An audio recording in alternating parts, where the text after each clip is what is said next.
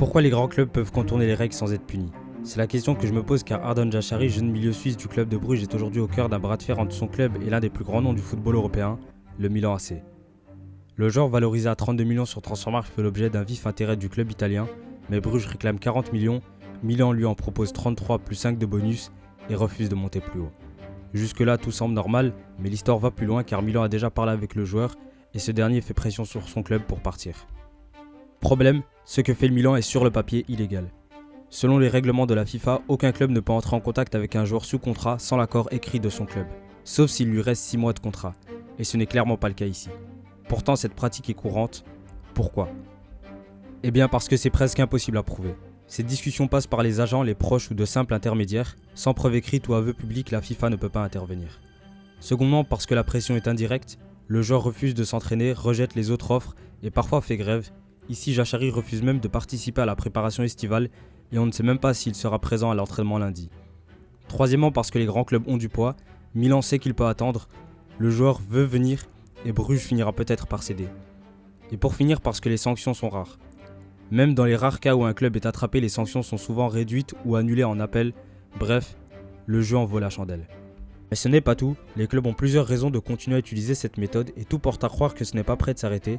Déjà car le marché est ultra concurrentiel, il faut bouger vite et les clubs veulent s'assurer que le joueur est motivé avant de se lancer dans de longues négociations. Ensuite, le pouvoir a changé de camp, les joueurs et leurs agents ont également plus de pouvoir aujourd'hui et dictent leur avenir et les clubs suivent. Les clubs vendeurs se retrouvent donc coincés. Si un joueur fait grève ou menace de ne plus jouer, sa valeur chute, le club doit le vendre et vite. Au-delà des règles officielles ou de la stratégie des clubs, il y a une autre question que beaucoup se posent, où est passée la morale dans tout ça? Ardon Jashari est sous contrat avec le club de Bruges, un contrat dans le football comme ailleurs c'est un engagement, refuser de s'entraîner, ignorer la préparation estivale, rejeter toutes les autres offres, est-ce vraiment professionnel? Certes il veut progresser, rejoindre un grand club comme Milan, mais est-ce une raison pour abandonner ses obligations et faire pression sur son employeur? Ce genre de comportement soulève des débats profonds. Le joueur est-il libre de choisir son destin ou doit-il honorer ce pourquoi il est payé tant que son contrat court? À cela s'ajoute un phénomène devenu central dans le football moderne, la pression des réseaux sociaux.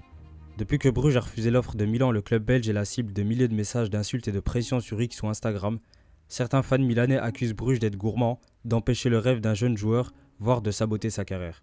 Mais c'est oublier que Bruges n'a rien fait d'illégal, ils protègent simplement leurs actifs, leurs joueurs qu'ils valorisent à 40 millions. Beaucoup de supporters milanais s'indignent. 40 millions pour Jashari, c'est abusé, mais si on prend un peu de recul, le chiffre n'est pas si déconnecté. Oui, Jashari est valorisé à 32 millions sur Transfermarkt, mais cette plateforme donne une estimation standardisée, pas une règle comptable. Dans la réalité, un transfert, c'est une question d'offre, de demande et de contexte. Et dans le cas de Jashari, Bruges a plusieurs cartes en main. Pas de clause de départ, pas de bon de sortie, contrairement à d'autres comme De Kuyper ou Jutgla. Meilleur joueur et meilleur jeune de Jupiler Pro League cette saison. Acteur majeur de la qualification historique en 8ème de finale de Ligue des Champions.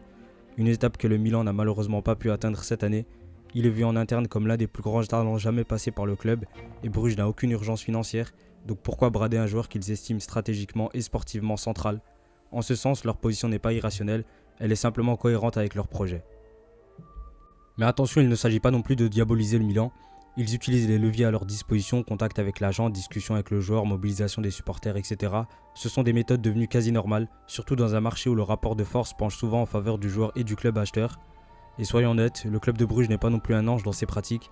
Eux aussi, lorsqu'ils veulent acheter un joueur d'un club scandinave, belge ou africain, passent parfois par l'entourage avant de contacter officiellement le club.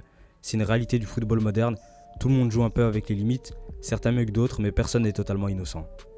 Finalement, ce dossier illustre bien la mécanique classique des transferts actuels. Un joueur veut partir vers un plus grand club, le club vendeur veut protéger son investissement, le club acheteur tente de faire baisser le prix sans trop se salir publiquement.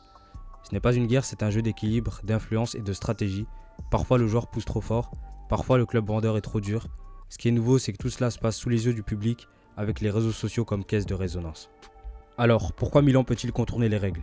Eh bien parce que tout le monde le fait, parce que c'est difficile à punir et surtout parce que le système est taillé pour les puissants.